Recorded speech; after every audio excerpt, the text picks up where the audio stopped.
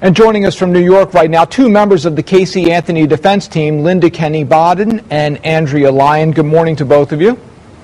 Good morning, Tony. Hi, Tony. Now, you made quite a splash here yesterday with your filing of a motion that alleges that there is circumstantial evidence that Roy Kronk is at least equally as likely to be responsible for Kaylee's death as is your client, Casey Anthony.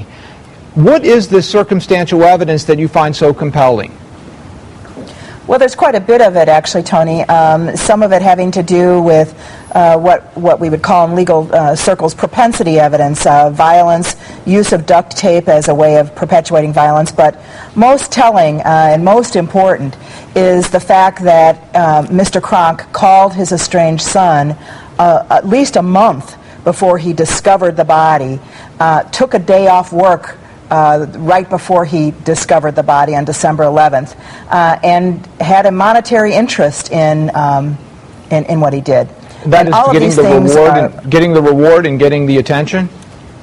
Correct. Now, one of the things that the attorney for Mr. Kronk tells us is that that day that he took off on December 10th, there is a receipt showing that he had a problem with the clutch in his truck and that he was getting his truck repaired. Are you aware of that? You know, when somebody has a time off for getting something repaired, I mean, you and I both know that when you go to get a repair job, you leave your vehicle there. You don't usually stay with it, but that doesn't leave out 7, 8, 9, 10 other hours in a day. But that's not really the important thing. The important thing is here we have two ex-wives who corroborate each other about violence, about propensity for violence, about possible other indiscretions, about the use of 100-mile-an-hour duct tape. And all we're saying to the court right now is, look, and we should have said to the prosecutors, and the prosecutors should have known, the state, that you have to investigate these things. Put as much investigation into our client as you would into other witnesses as you would our client. I mean, the red flags were just unbelievable in this case, in this situation, and instead of investigating them, they basically kind of knocked out anybody who contradicted what Mr. Kronk had to say, you know, firing a deputy, etc. And we do have a foreign allele that Professor Lyons and I are aware of on the duct tape. That's right. And no one has tested from the discovery we have seen. Maybe you've seen something different. Other person's DNA.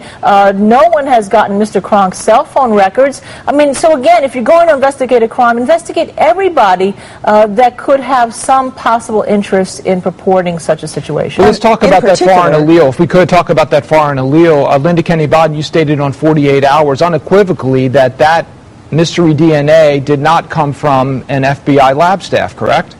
That's correct. There's two different DNAs on there, is what you have to understand. I do understand. One that came from I do understand. And then there's a right. But there is an FBI lab tech, Maureen Bradley, who did have a 17 at that allele, and she swabbed the underside of the duct tape. So were you aware of that? Did not.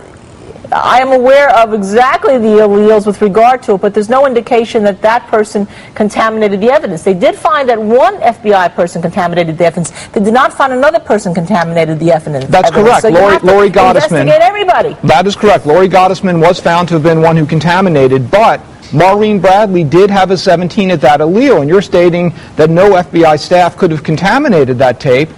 Maureen Bradley did. To you, Tony, don't put words in my mouth. What I stated to you is you have to look at the DNA of everybody else that could have handled that duct tape, and that wasn't done.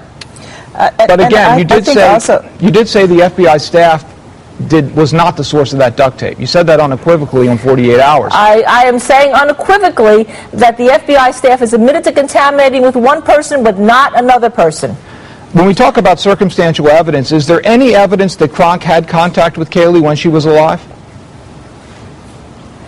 The evidence that we have is circumstantial in nature. The evidence that the prosecution has against this young woman, for who they are asking the state of Florida to kill, is entirely circumstantial, and there is no physical evidence, no physical connection at all between her and the remains of her daughter.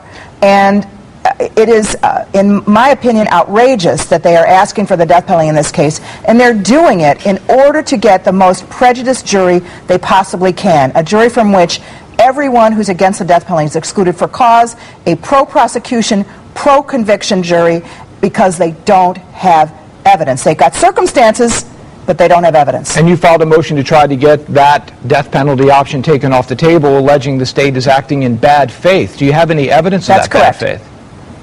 The bad faith is that they are acting against her constitutional rights by asking for the death penalty when it does not, in fact, meet the constitutional guidelines for even asking for the death penalty. She's not Ted Bundy. She's not Timothy McVeigh, even under the worst circumstances. We all know what the death penalty is for. We're having a big discussion here in New York about the terrorists. But there are people that are accused of crimes every day. There are mothers in other states accused of crimes. Even Susan Smith did not get the death penalty.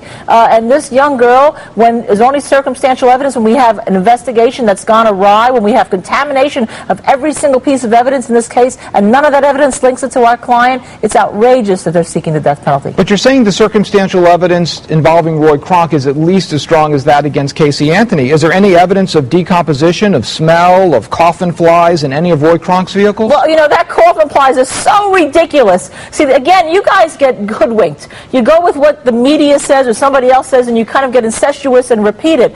But you're going to find a trial, and we're going to be answering this, that those aren't coffin flies. And you're going to be surprised. Just like you believe there was chloroform in the Gatorade bottle, it turns out that it probably came from drinking water because it was 2,000 times less the government requirements for drinking water. In fact, we reported that. Yeah, there was going to be her DNA on the tape, and there wasn't her DNA tape. So you go with this, and you run with it without looking at the actual evidence. We never reported her DNA was on the tape, nor did we report that the chloroform was a smoking gun. That's right. We reported the levels of chloroform were less than allowed in drinking water. In fact, we did report that. You were correct. Tony, you were the ones that did that, and I recommend it. You were fabulous on that. But there are also, you should look into the nature of the, do the same thing that you did with our case, with our reports, and with the chloroform. Do it with the coffin flies. See what you get when you take it to for instance, the Museum of Natural History. See what they tell you about the identification of what alleged are these coffin flies. That was just done and put in there to be absolutely outrageous.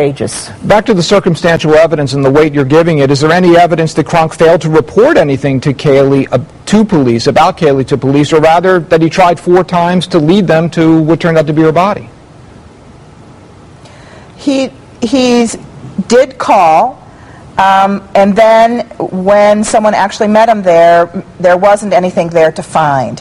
And there wasn't anything there to find, and we know that not just because of Deputy Kane, who has been, in my opinion, unfairly maligned here, but also because of the many searches, contrary to what EquiSearch has told us, but that the many searches that have been done in that area, right in that area, in September, in October, in November, and there was nothing there.